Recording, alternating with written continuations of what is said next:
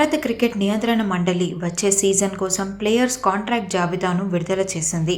Test, one day జట్టు captain Shubman గిల్కు పదోన్నతి కల్పించగా రోహిత్ శర్మ, విరాట్ కోహ్లీ కాంట్రాక్ట్ను మార్చేశారు. రవీంద్ర జడేజా, జస్ప్రీత్ బుమ్రా అత్యున్నత గ్రేడ్లో ఉన్నారు.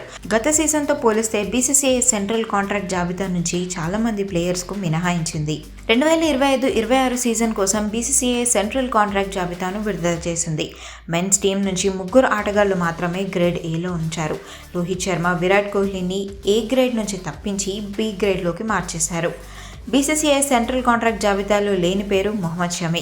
ఇటీవల టీ20 జట్టులోకి తిరిగి వచ్చిన ఇషాన్ కిషన్ కూడా ఈ జాబితాలో లేడు. గ్రేడ్ ఏలో శుభ్మన్ గిల్, జస్ప్రీత్ బుమ్రా, రవీంద్ర జడేజా ఉన్నారు. ఇక గ్రేడ్ బిలో రోహిత్ శర్మ, విరాట్ కోహ్లీ, కేఎల్ రాహుల్, వాషింగ్టన్ సుందర్, సిరాజ్, హార్దిక్ పాండ్యా, రిషబ్ పంత్, కుల్దీప్ యాదవ్, సూర్యకుమార్ యాదవ్, యశస్వి జైస్వాల్, శ్రేయస్ అయ్యర్ ఉన్నారు. గ్రేడ్ ఏలో ఉన్న వారికి సంవత్సరానికి 5 కోట్లు రానుండగా గ్రేడ్ బిలో ఉన్న వారికి 3 కోట్లు లభించనున్నాయి.